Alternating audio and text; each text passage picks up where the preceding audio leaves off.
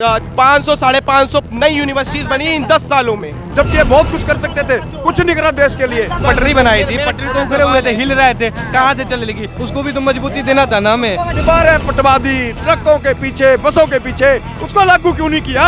अरे पार्टी में रख के माल्यार्पण करोगे, उनका जो आरती उतारोगे। आदमी जागरूक नहीं थे, आप जागरूक हो गए, अब आ जाओ, अब आ जाओ कांग्रेस। 6 रुपए का रूम हुआ करता था उस टाइम में, और एडवर्टाइजमेंट पता क्या आती थी कि हमारे टेबल फैन है और लिफ्ट लगी हुई है।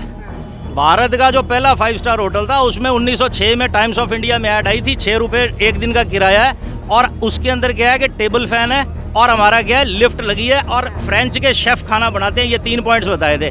1947 में उससे कितना एडवांस हुआ होगा उस दिन से देख लो। मनमोहन सिंह जी की गवर्नमेंट में आप टाइम्स ऑफ इंडिया अखबार उठा लेना, जो एसेंट न्यूज़पेपर आता था, 32 पेज आते थे क्लासीफाइड के, जो एडवर्टाइजमेंट भाई साहब 12th क्लास लड़का पास होता था ना, एल्टो फाइनेंस करवा लेता था मनमोहन सिंह जी के टाइम में। आज वही टाइम्स ऑफ इंडिया न्यूज़पेपर में वेडनेसडे में अगर कितने 32 पेज का कितना वैकेंसीज के जॉब्स के कितने दिख रहे हैं आप मेरे को बता दो। आप उसी का कंपैरिजन करो ना, वो उसका यार मनमोहन सिंह का तो 10% भी नहीं है ना। ये तो सिवाय आप ये बताओ, सोशल मीडिया के अलावा इनके पास आर्टिफिशियल इंटेलिजेंस के अलावा कोई इनके पास पॉइंट है क्या?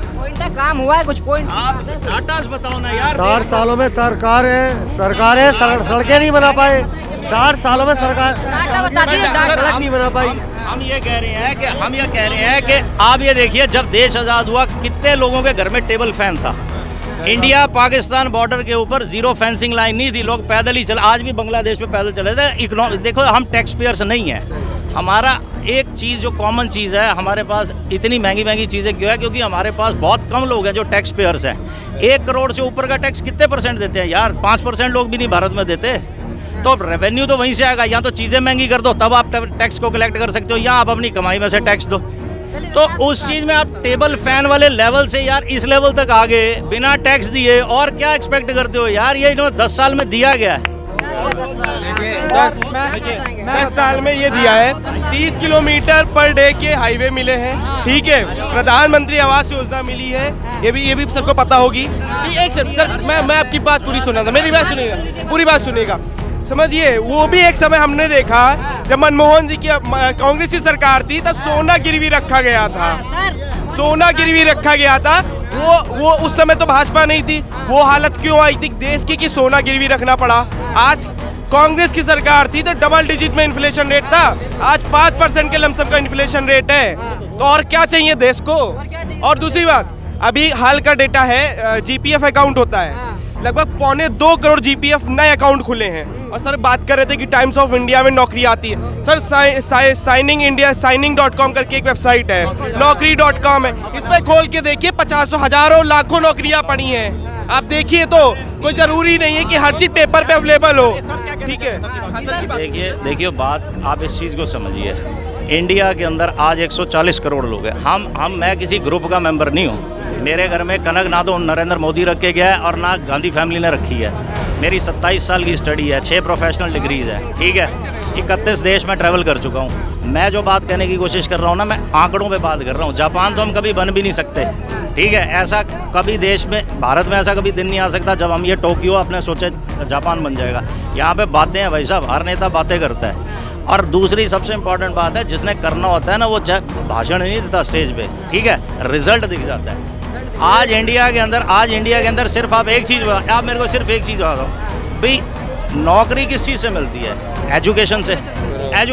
एजुकेशन सबसे लेटेस्ट क्या है? या तो टेक्नोलॉजी आप पढ़ लो, या मेडिसिन के सब्जेक्ट, या उसके बाद जो सेकंड राउंड में आते हैं लॉ के या मैनेजमेंट के सब्जेक्ट्स आते हैं। तो इस चीज़ में आप ये बताइए, 10 साल में कितनी नई यूनिवर्सिटीज़ बनी हैं, कितने करोड़ बच्चों ने इंजीनियरिंग की है, और उसके बाद लगभग 627 या 630 के लमसम 2014 से पहले यूनिवर्सिटीज़ थी इस देश में। इस समय करंट 1100 प्लस यूनिवर्सिटीज़ है।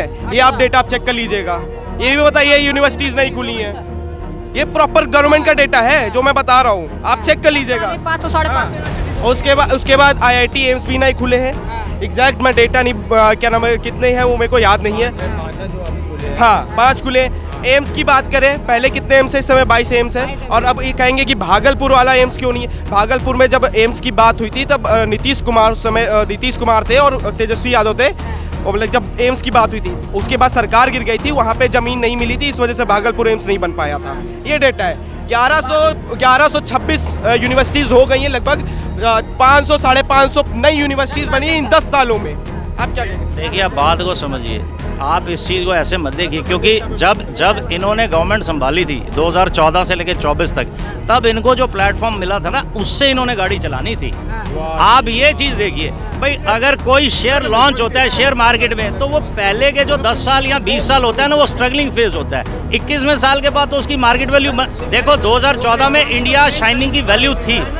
पटरी उखड़े हुए थे ना प्लेटफॉर्म के, जो मनमोहन जी ने जो पटरी बनाई थी, पटरी तो उखड़े हुए थे, हिल रहे थे, कहाँ से चलेगी? उसको भी तो मजबूती देना था ना हमें, मजबूती दे के तो आगे बढ़ेंगे। सर कह रहे हैं कि नारों से काम नहीं चलता। आपको याद होगा कि कांग्रेस पार्टी ने आज से 30 साल पहले क्या नारा दिया था? हम दो हमारे दो। दीवारें पटवा दी ट्रकों के पीछे, बसों के पीछे, उसको लागू क्यों नहीं किया? क्या मंशा थी, क्यों नहीं लागू करा उसको? नारे रह गए, पटवा दी, हम दो। इतना नफरत है तो मेनका गांधी को, बरूर गांधी को पार्टी से बाहर क्यों नहीं करते आप? नारे लगाते हैं। अरे पार्टी में रख के माल्यार्पण करोगे, उनका जो आरती उतारोगे और हिंदुस्तान का बेड़ा कर आप इस चीज़ को समझिए, डेढ़ पहुंचा दी। ये सब कांग्रेस की देन है। आप इस चीज़ को देखिए कि सबसे इम्पोर्टेंट बात है, जो सबसे इम्पोर्टेंट बात आप जो कह रहे हो, हम दो हमारे दो। देखिए, ये जो अगर कोई भी एजेंडा काम करता है देश के अंदर, तो वो पार्लियामेंट के पूरे मंजूरी के बाद ही काम करता है। ऐसे नहीं है कि कोई एक वन मैन शो होता है। गवर्नमेंट की एक गवर्नमेंट की जो पॉलिसीज हैं, हम दो हमारे दो का मतलब है भी 400 सीट होने के बावजूद वक्फ बोर्ड बनाया, वर्शिप एक्ट बनाया और मुस्लिम लॉ बोर्ड बनाया। ये बोर्ड बनाया 400 सीटें होने के बावजूद, जबकि ये बहुत कुछ कर सकते थे, कुछ नहीं करा देश के लिए। 400 सीटें थी। देखिए 400, अरे आप जब देखिए बात किसकी 400 सीटें थी? राजीव गांधी की। देखिए राजीव गांधी की, जब देखिए बात 1984 में है, जब श्रीमती इंदिरा गांधी जी की हत्या हुई थी, वो एक कद्दावर नेता थी। उस वक्त तक की बात बता रहा हूँ, 84 तक की, वो सबसे स्ट्रांग प्राइम मिनिस्टर थी। अगर वो गई हैं तो उसमें सर वो इमरजेंसी लगाई होती तो दोबारा कांग्रेस वापस आती ना। इमरजेंसी के बाद भी 25 साल तक कांग्रेस ने देश पे राज किया। 25 साल दे तो इट मीन जनता ने एक्सेप्ट की इमरजेंसी।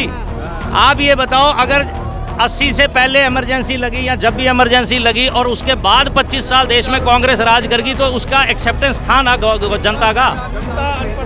पहला आदमी जागरूक नहीं थे, अब जागरूक हो गए। अब आ जाओ कांग्रेस, अब आ जाओ कांग्रेस। जागरूक हो, ये तो कांग्रेस 50 साल तक कांग्रेस, अब आ जाओ।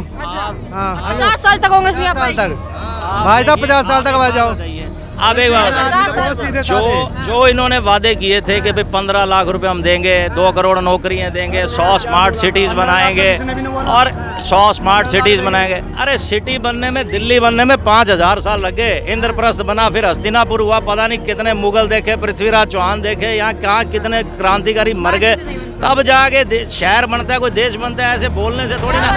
2 करोड़ 50 साल की बात करें ना, 5000 साल पहले आक्रांत आए थे, जो वे देश विदेश से यहाँ पर जो लूटने आए थे, यहाँ पर जो लूट के चले गए, फिर कांग्रेस ने लूटा। अब थोड़ा भाजपा आई है, भाजपा चारों तरफ विकास कर रही है।